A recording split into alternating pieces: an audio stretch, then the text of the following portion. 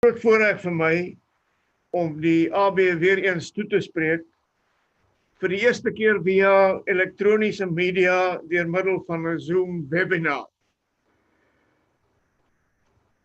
U moet my verskoon as ek so 'n bietjie nota gebonde is met my bril op, want ek het nie die moderne tegnologie wat president Ramaphosa tot sy beskikking het om so half te lyk of jy vir jou gehoor kyk terwyl jy tog jou notas gebruik om jou toespraak te lewer nie. Ek is gevra om te praat oor die stand van die Suid-Afrikaanse grondwet in 2020, insluitend die bedreigings vir die grondwet, die posisie van minderhede en veral Afrikaners, en wat ons kan en moet doen om die grondwet tot ons voordeel te gebruik. 26 jaar, dames en here, broers, na die totstandkoming van die nuwe Suid-Afrika is die grondwet steeds staande, maar dit is onder toenemende druk. Taal en kulturele regte word ernstig ondermyn. Engels is die enigste de facto amptelike taal en min of niks is gedoen om ons inheemse tale te ontwikkel. Die reg op onderwys in die taal van jou keuse word nie meer in enige wesenlike sin by die voormalige Afrikaanse universiteite erken nie en is onder toenemende druk in ons skole. Die regering beplan om die grondwet te wysig om dit moontlik te maak om eiendom te onteien sonder vergoeding.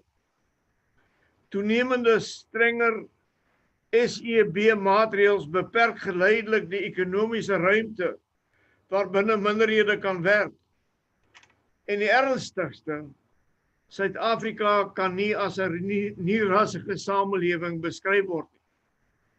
Die deurslaggewende beskerming wat burgers teen onbillike diskriminasie kragtens die grondwet geniet, is vir alle praktiese doeleindes weggekalwe, soms deur die einste howe en instellings na wie minderhede vir beskerming gedraai het. Linkse, sowel as regse kritici, voer nou aan dat dit die grondwet is wat misluk het.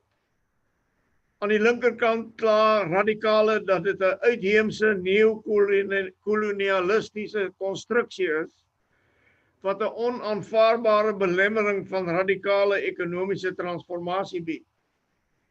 Aan die regterkant is reaksionêre kwaad dat die grondwet ooit aanvaar is en wil hulle onderhandel oor 'n nuwe ooreenkoms waarin gemeenskappe onbeperkte selfbeskikking sal hê. Waarom dan is ons grondwet onder sulke druk? Wat het verkeerd geloop?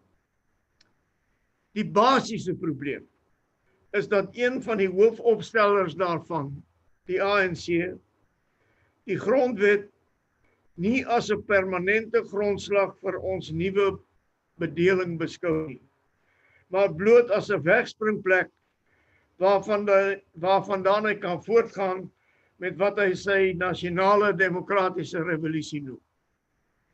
Dit word al hoe duideliker dat belangrike elemente in die ANC van mening was dat sodra hy volle beheer oor die hefbome van staatsmag kon verkry, hy van die taktiese toegewings wat nie ANC partye in die grondwette van 93 en 96 afgedwing het, dat hy daarvan sou kon afsien. In Maart 2012 het die ANC aangekondig dat die eerste of politieke fase van die oorgang na vryheid in Suid-Afrika voltooi is. Die magsbalans het genoegsaam in die guns van die ANC verskuif, volgens hulle, om dit in staat te stel om van die kompromie wat hy in 1996 moes aanvaar af te sien. Soos minister Jeff Radebe dit in Maart 2012 gestel het.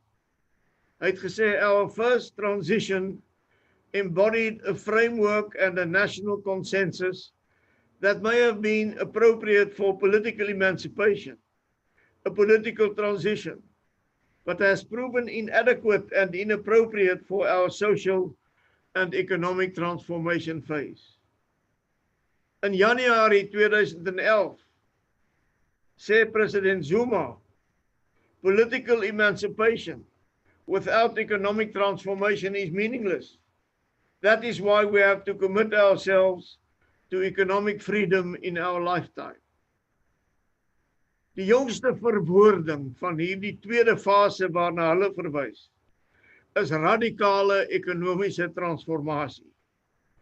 Dit word gedefinieer as, en ek haal hulle aan, a fundamental change in the structure, systems, institutions and patterns of ownership, management and control of the economy in favor of all South Africans.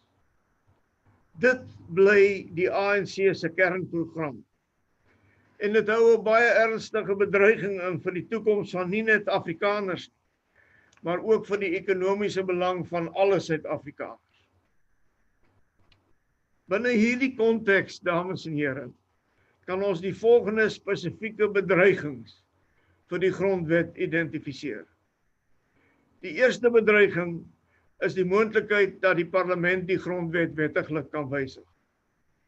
Die parlement kan enige bepaling van die handves van regte en die res van die grondwet self met 'n 2/3 meerderheid in beide die nasionale vergadering en die nasionale raad van provinsies en met die steun van 6 van die 9 provinsies wysig.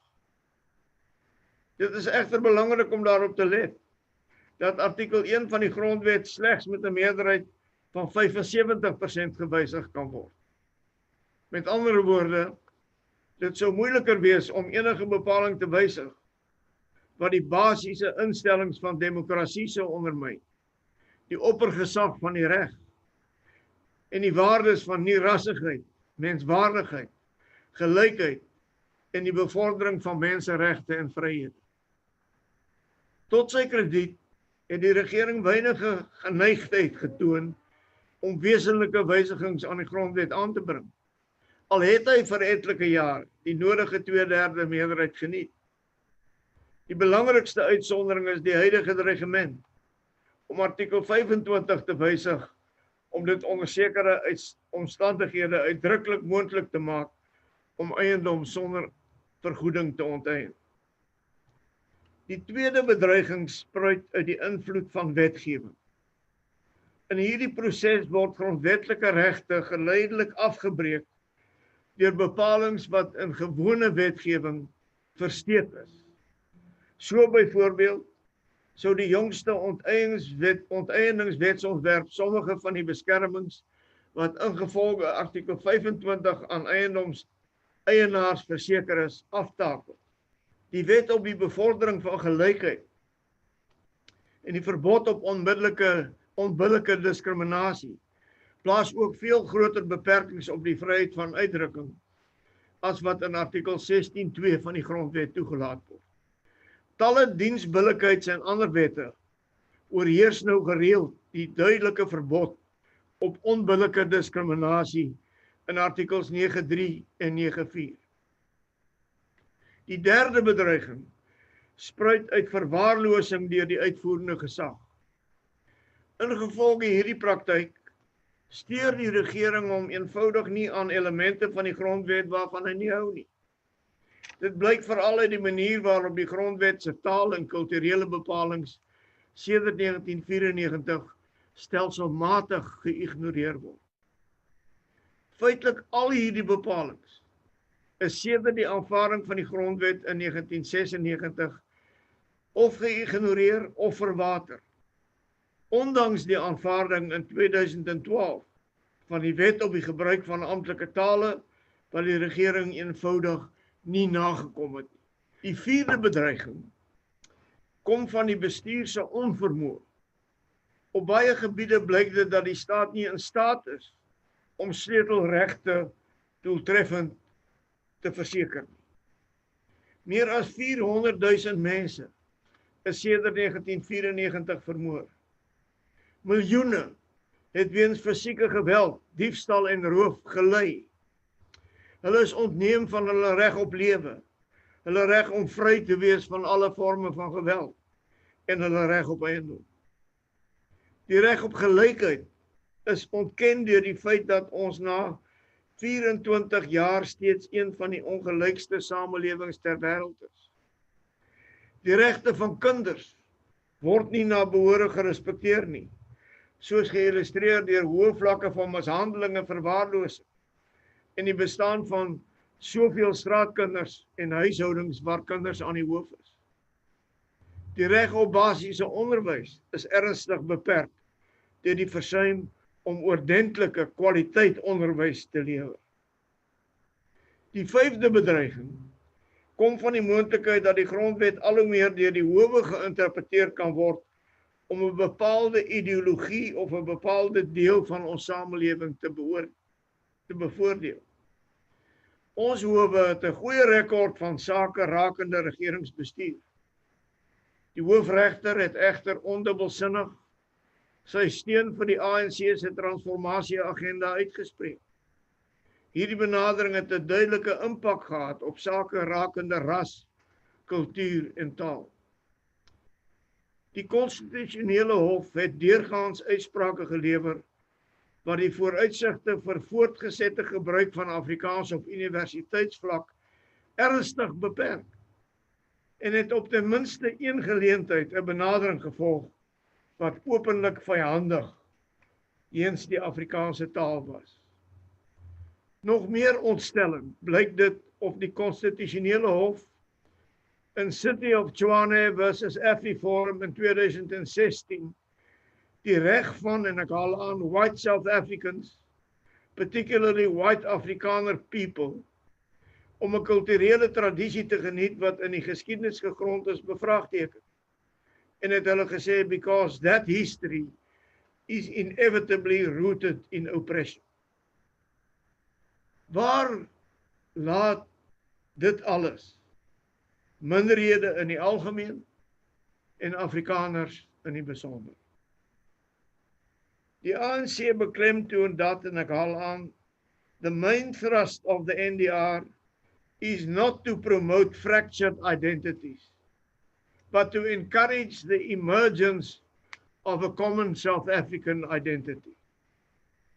Dit is van mening dat sommige identiteite wat verband hou met kultuur of etnisiteit of godsdienst in stryd is met die opbou van 'n nuwe nasie wat gebaseer is op beginsels van billikheid en dat dit gebruik kan word om voorspraak te maak vir rasse of etniese verdeeldheid onder burgers. In 'n beleidsdokument in 2005 het die ANC daarop aangedring dat, en ek haal aan, in the South African context, the national question is not principally about the rights of minorities or ethnically motivated grievances. It is in fact principally about the liberation of the African people. Dit het bygevoeg dat hierdie stelling nie bedoel is om die belangrikheid van die regte van minderhede te verminder nie, maar dit vra ook vir 'n continuing battle to assert African hegemony in the context of a multicultural and non-racial society. Die ANC verwerp die idee dat Afrikaners of wit mense ooit aanspraak op nasionale selfbeskikking gehad het, alhoewel dit langer as 150 jaar die sentrale tema in die Afrikaner geskiedenis was. Volgens Pello Jordan in 1999, international law, het hy gesê, convention and established tradition does not recognize any right to self-determination by an oppressor group or nation. This is a right that can be claimed exclusively by the oppressed. Hy het bygevoeg dat dit heeltemal verkeerd sou wees om die aanvaarding deur die ANC van 'n volkskamer te interpreteer as 'n vorm van die erkenning van die reg op selfbeskikking aan die kant van Afrikaners. Sy standpunt was dat dit elke wet van die internasionale reg sou oortree en dit sou ook strydig wees met die ANC se eie opvatting van selfbeskikking. En dan ten slotte, hoe moet ons hierop reageer? Eerstens, moet ons geen illusie hê oor die ANC se bedoelings en oor die doelstellings van die nasionale demokratiese revolusie nie. Ons moet die ANC beleidsdokumente bestudeer en ons moet glo wat hulle sê. Dit help nie om te hoop dit sal weggaan nie. Hulle bedoel wat hulle sê in hierdie beleidsdokumente. Tweedens, moet ons baie versigtig wees vir enige versekerings wat die ANC gee. Die feit is dat die ANC Afrikaners herhaaldelik en bewustelik mislei het oor sy ware bedoelings in 'n proses waarna hy verwys het as discretion intact and firmness of principle. Derdens, moet ons toenemend op ons eie hulpbronne terugval. Ek hou van Flip Buys se siening dat ons nie kan bepaal hoe stormagtig die see gaan wees nie, maar ons kan wel die sterkte en seevaardigheid van ons skip bepaal. Ten slotte moet ons nie moed opgee oor die grondwet. Myns insiens sou dit 'n groot fout wees om hierdie kosbare dokument te laat vaar, wat nasionale en internasionale erkenning geniet en wat die hoofwaarborg van ons fundamentele regte moet wees. Die grondwet verleen aan ons almal wesenlike magte en regte. Dit gee ons die reg tot vryheid van spraak. Ons moet al die media tot ons beskikking gebruik om aan almal en aan die wêreld te vertel dat ons nuwe forme van rasisme onder die dekmantel van ongebalanseerde regstellende aksie en demografiese verteenwoordiging verwerp. Ons moet ANC pogings om ons geskiedenis af te maak verwerp. Ons moet ons mede-Suid-Afrikaners waarsku oor die katastrofiese implikasie van die ANC se huidige aanslag op eiendomsreg. Die grondwet gee aan ons ander belangrike regte. Ons het die reg om by mekaar te kom, te demonstreer en te betoog. Ons moet hiervan gebruik maak om ons griewe sigbaar en hoorbaar uit te druk en om aan te dring op ons regte. Ons het die reg om te staak om ons belange te verdedig. Ons het die reg op vrye politieke aktiwiteit. Ons moet dit gebruik om by die politieke partye van ons keuse aan te sluit. Nie een van hulle is perfek nie, maar kies een en sluit aan. En om nie regeringsorganisasies NRO's te ondersteun wat ons belange bevorder. En ons moet nie moed opgee oor ons howe nie. Ons moet onaanvaarbare wetgewing in die howe bestry. Ons moet teen enige wysiging van die grondwet wat eiendomsreg kan verwater, moet ons teëstaan met alles tot ons beskikking. Die Sakeliga se onlangse oorwinning teen die minister van Finansies in die Appelhof dui op die belangrikheid daarvan om voort te gaan om die howe te gebruik.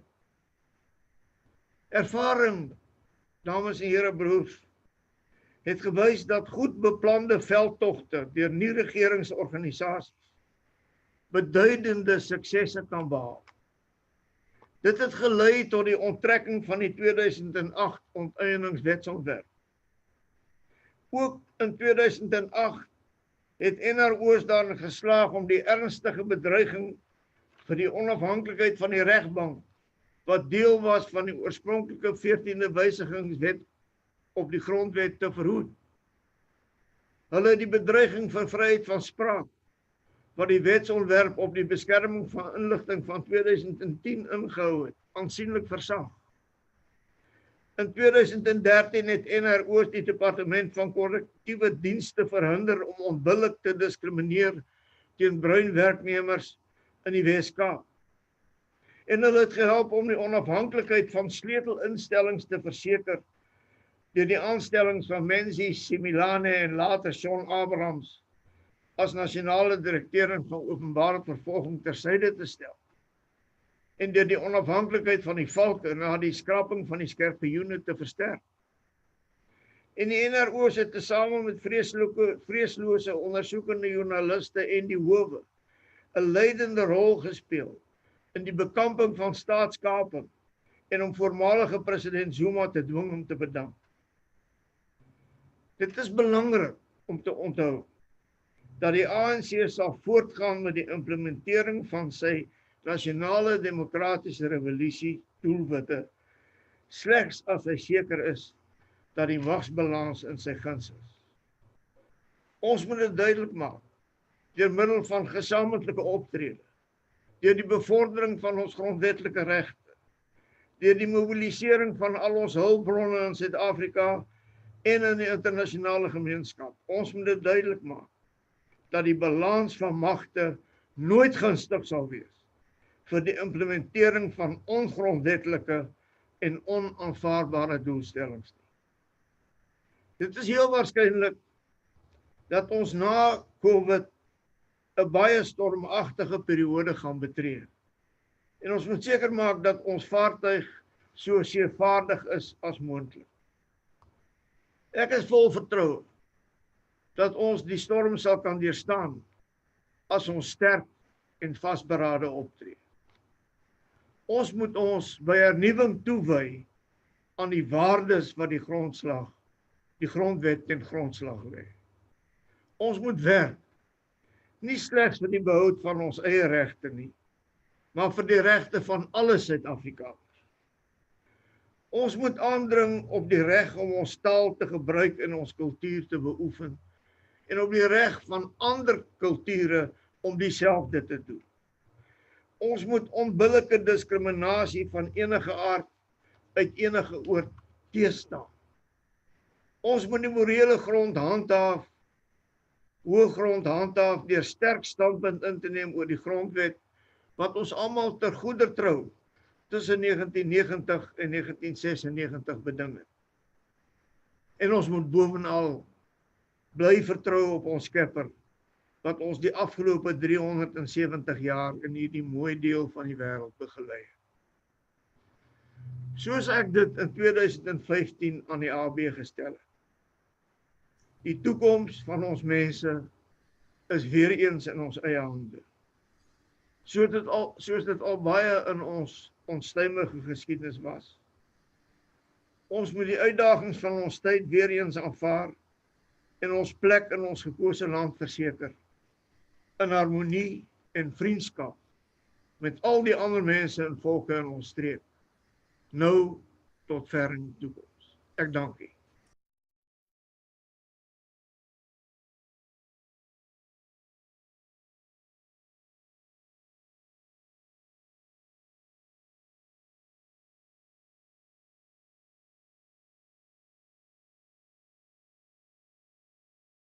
Deel van terugskou, is daar sekerlik heel wat dinge wat ek anders sou gedoen. Maar al die groot besluite wat ek daar aangekondig het en wat ek daarna geneem het, selfs met die voordeel van terugskouing, sou ek weer nou dieselfde besluit. Hoekom? Omdat as ons nie gedoen het wat ons gedoen het, sou Suid-Afrika in 'n groot reuse krisis verval het. Die bloed sou in die strate gevloei het. Terwille van wat? Terwille van 'n beleid waar ons almal tot die gevolgtrekking gekom het in die laat 80er jare. 'n Beleid wat moreel onregverdigbaar was.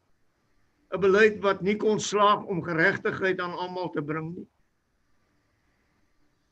Wat ons gedoen het, was nie as gevolg van druk nie. Dit was as gevolg van ook 'n gewetenskrisis waardeur ons in die destydse nasionale party gegaan het, waardeur die kerke gegaan het in Suid-Afrika, 'n gewetenskrisis oor wat reg of verkeerd was. Ons kon nie die toekoms ook van die Afrikaner bou op wat moreel verkeerd was. Daarom het ons die pad van geregtigheid gekies. En al die groot besluite wat ek geneem het, sou ek weer neem met al die kennis wat ek vandag het. Maar baie kleiner besluite, baie strategiese besluite hier en taktiese besluite daar, sou ek sekerlik beter kon hanteer as wat ons dit inderdaad hanteer het, as ek geweet het wat ek nou weet.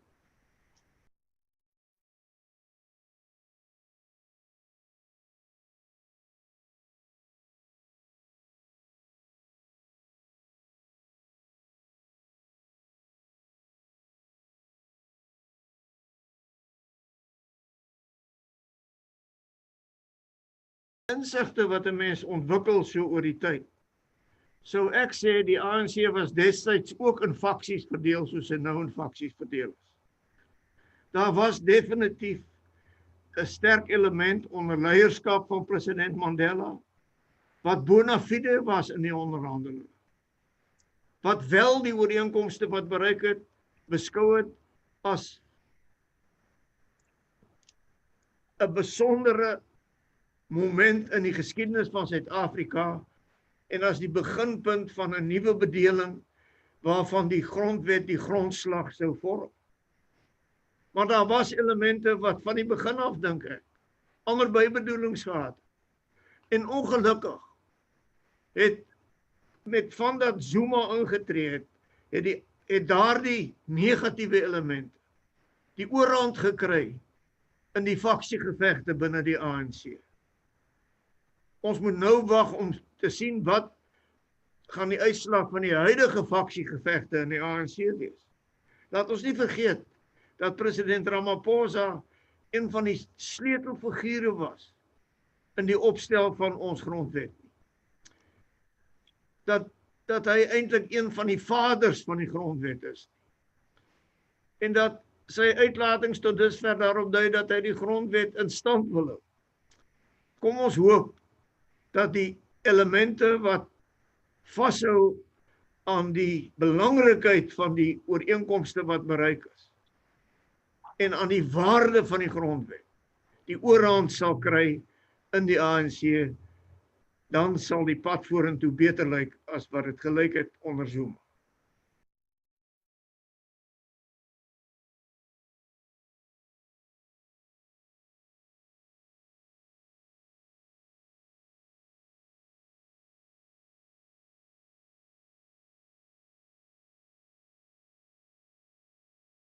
Ek glo nog steeds dat Suid-Afrika 'n situasie nodig het waarin daar gesoek word na konsensus en waar daar nie meerderheidsoorheersing is.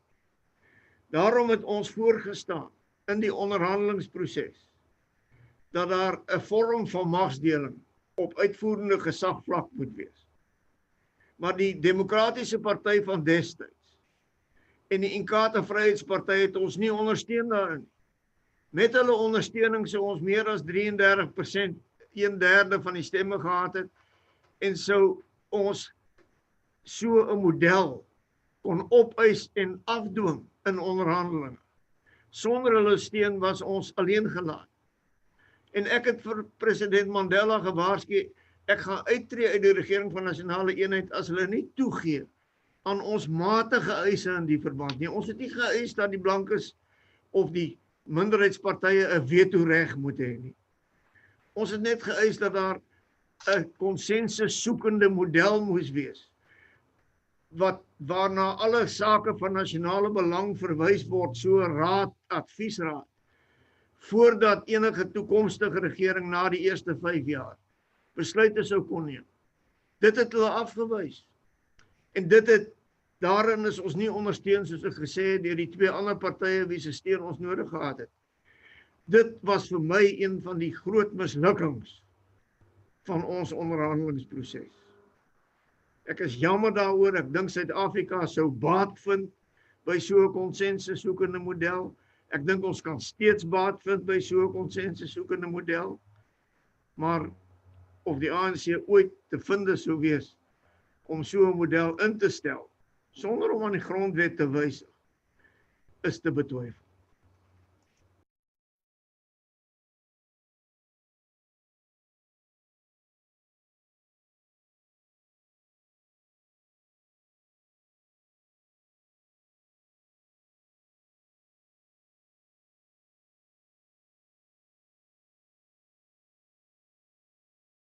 Die vraag wat aan my deurgestuur het, Dr. Du Plessis eintlik gesê, Suid-Afrika was die sterkste party in Suid-Afrika.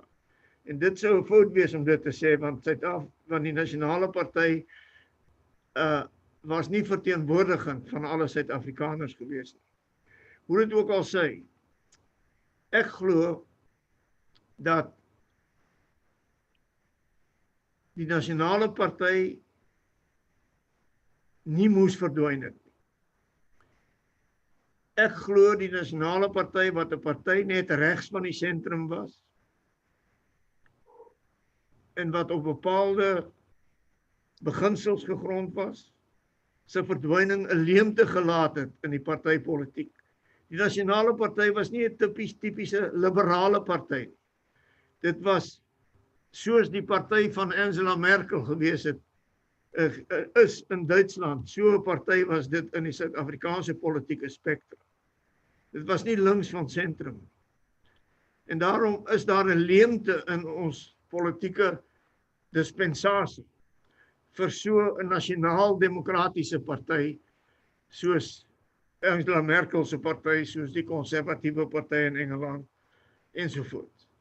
Ek glo dus dit is 'n jammerte. Waaraan is dit toe te skryf? Aan swak leierskap van die wat nou opgevolg.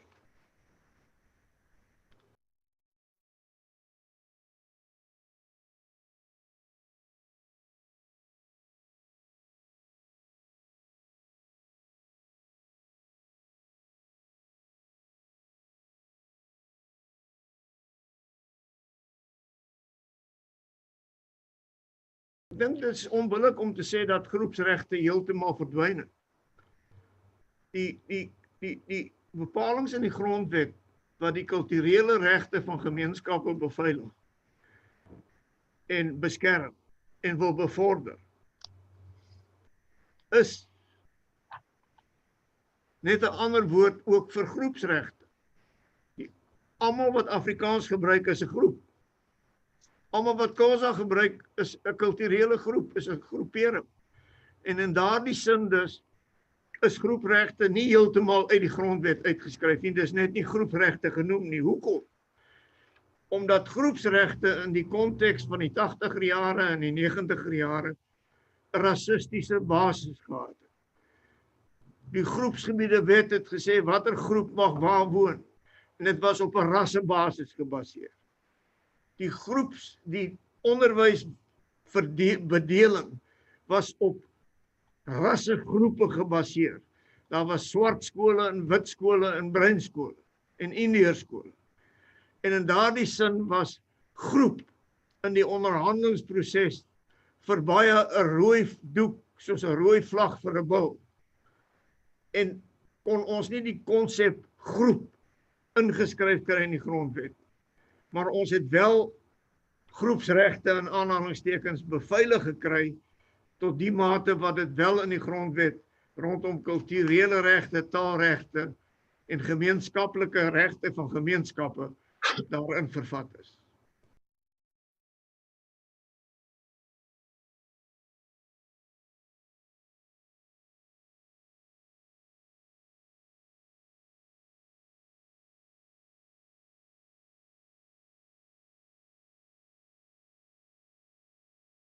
Was daar altyd korrupsie oral.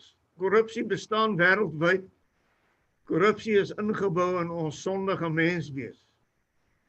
En ja, daar was korrupsie in ons tyd, maar ek wil sê dat in die tyd van die Nasionale Party regering was korrupsie nie verdra nie. Dit was nie oënskynlik toegelaat nie. Dit was beveg deur vervolging waar daar getuienis was van 'n misdaad. 2 van my oud kollegas het in die tronk gedien omdat hulle skuldig gemaak het aan korrupsie terwyl hulle ministers of adjunkministers was. So daar is sterk opgetree teen korrupsie waar dit ook al voorgekom. Ek verwelkom die nuwe verwikkelinge in die jongste tyd, waar dit lyk of die pogings om die nasionale vervolgingsgesag sy onafhanklikheid te herstel besig is om te slaag. Waarin dit lyk of die ondersoek vermoë deur middel van die valke besig is om te verbeter. Ten gevolge waarvan daar talle vervolgings nou aangekondig is wat eersdaags voor die howe sal dien. Dis 'n goeie ontwikkeling. Die tydperk waarin ons verval het in 'n absolute moeras van korrupsie wat toegesmeer is, wat aangemoedig is deur selfs die hoogste amp in die land Daardie tyd is hopelik verby en ek verwelkom die nuwe verwikkeling.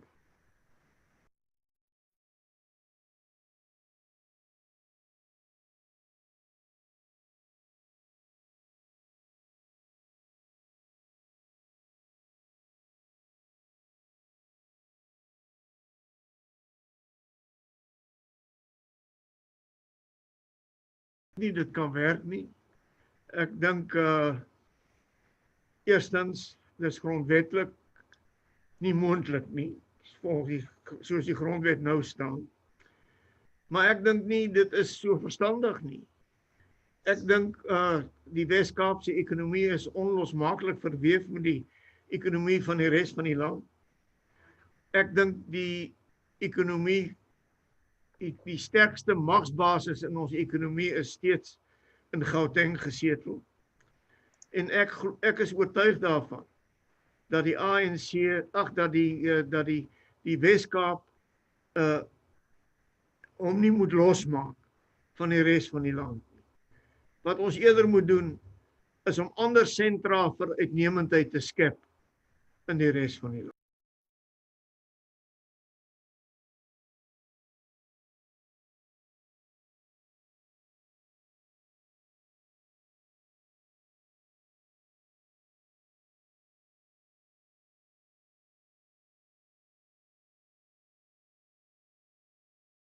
Ek dink is uit 'n internasionale oogpunt gesien en dis ook uit Suid-Afrika se oogpunt gesien 'n baie goeie verwikkeling dat Trump nie meer daar is. Trump het heeltemal na binne gekyk, het Amerika begin afsonder van die res van die wêreld. Met sy Amerika eerste benadering het hy sy rol as leidende land van die wêreld misken en ondermyn en ondergrawe. Ek dink Trump was gevaarlik, nie net vir die internasionale gemeenskap nie, maar vir sy eie mense. Hy het 'n paar dinge reg gedoen, maar hy is 'n onstabiele persoonlikheid. En daarom dink ek dis 'n goeie verwikkeling.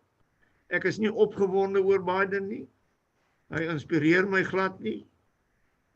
Ek is 84, hy is so iets wat jonger as ek. Ek dink dit sou 'n ramp wees as ek nou president van Suid-Afrika word. En daarom dink ek, miskien kon hulle iemand sterker en jonger en meer lewenskragtig gevind het. Maar kom ons hoop dat hy jonk bly vir sy ouderdom, dat hy 'n sukses maak en dat hy Amerika terugplaas in die posisie van 'n goeie invloed te wees internasionaal en wêreldwyd.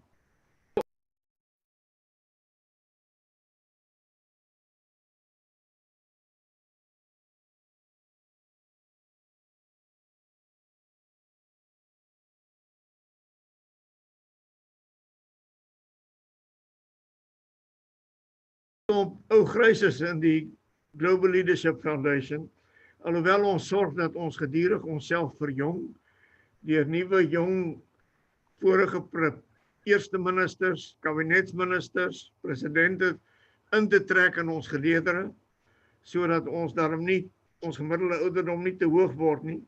Wat ons doen is om sonder 'n agenda raad te gee, sonder publikasie, so onder die radar aan regerings in ontwikkelende lande oor hoe om beter te regeer. Met my daar as voorsitter betwyfel ek dit of Suid-Afrika ooit sal vra om raad. Ons gee elders in Afrika heel wat raad. Ons is op die oomblik in 2 lande in Afrika betrokke. Ons was in die verlede in 4 ander lande in Afrika betrokke. Maar ons gee ook raad in Suidoos-Asië, ons gee raad in Oos-Europa, ons gee raad in Latyn-Amerika. Dis 'n baie interessante aktiwiteit waarmee ons besig is.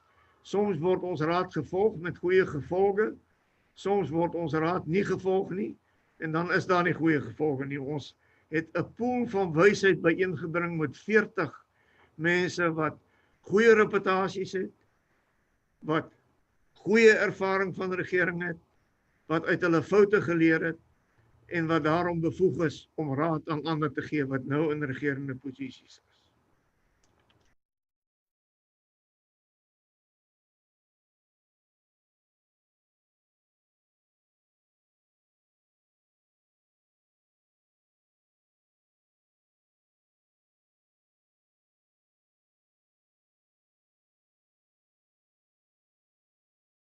Wat gebeur met plaasmoorde is totaal onaanvaarbaar.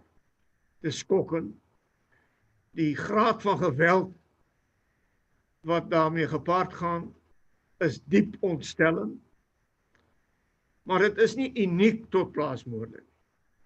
Dit gebeur ook met gewone huisrooftogte. Dit gebeur ook in die krotwoongebiede. Hierdie buitengewone geweld. Dit is 'n probleem dus wat ja, prominent is in plaasmoorde, maar ook in die breër samelewing sy neerslag vind. Dit moet ons almal tot diep nadenke stem oor hoekom is ons samelewing so gewelddadig.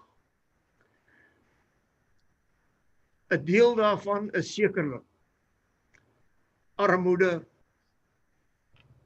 werkloosheid, swak opleiding, swak onderwys, onbevoegde mense wat die skoolstelsel verlaat en wat nie employeerbaar is nie.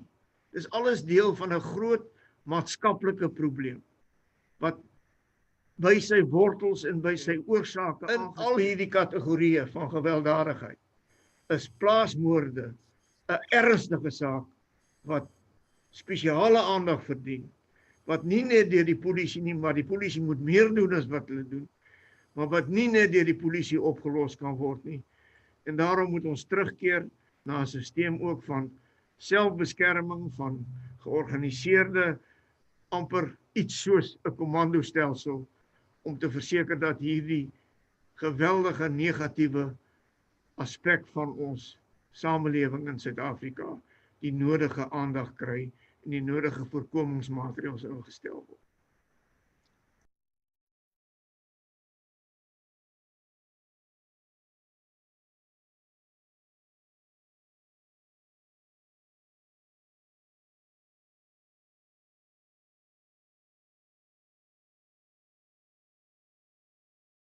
Die EW de Klerk Stichting doen baie goeie werk.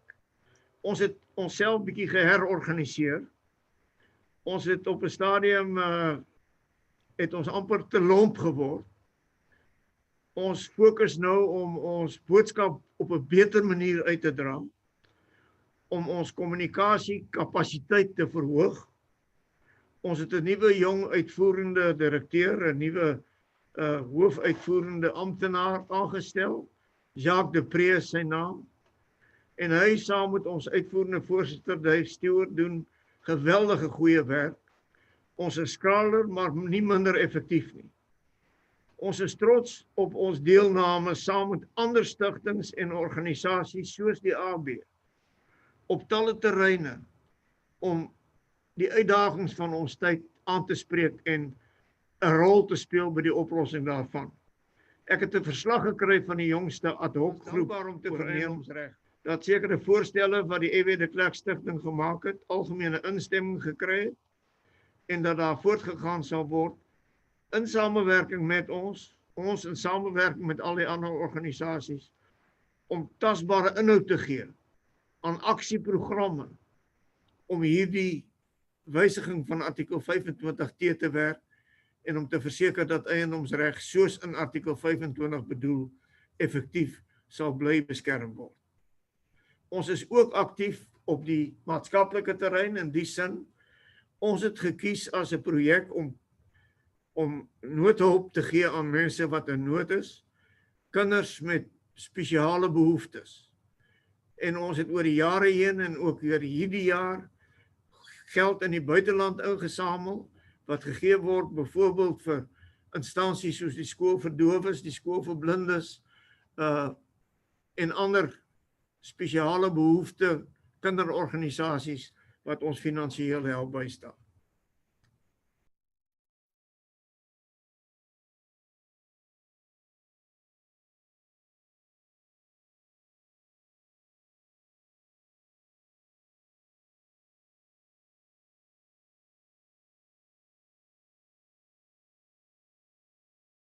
Ek is bly om te sien dat uit swart geleerdere, daar was onlangs, ek dink deur 'n professor Gumede, ek is nie seker van die naam nie, 'n artikel verskyn waarin hy aantoon hoe regstellende aksie misluk het. Hoe SEB misluk, swart ekonomiese bemagtiging. Hoe dit slegs die belange van 'n handjievol mense in verhouding tot die res van die bevolking dien. Hoe dit misluk om die werklike mense in nood bystand te verleen soos wat hulle nodig het. So ek glo dat ons moet bly debat voer oor hoe om die onregte van die verlede te hanteer. Die ANC se resep van ongebalanseerde regstellende aksie en van ongebalanseerde swart ekonomiese bemagtiging is definitief nie die regte resep nie. En ons moet nie ons laat intimideer deur die stories oor wat is politiek korrek en nie politiek korrek nie.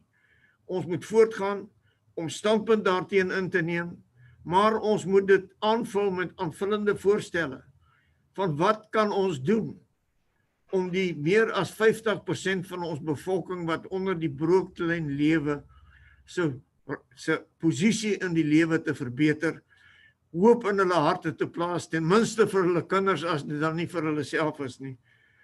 Ons moet uitreik tot almal in Suid-Afrika wat in nood is en besef ons kan nie in afsondering maar net voortgaan soos dit altyd.